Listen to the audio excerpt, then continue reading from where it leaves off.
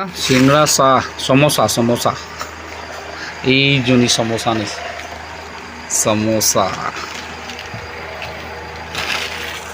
মাছটো নাপালে মাছ আনিবলৈ গৈছিলে ৰাতি খানা এতিয়া মাছ নাপালে তাইক কৈছোঁ ডিম বনাবি কিন্তু ডিম নাখায় বোলে ডিম নাখালে ভীম বনাবা ভীম ডিম খালে হবি ভীম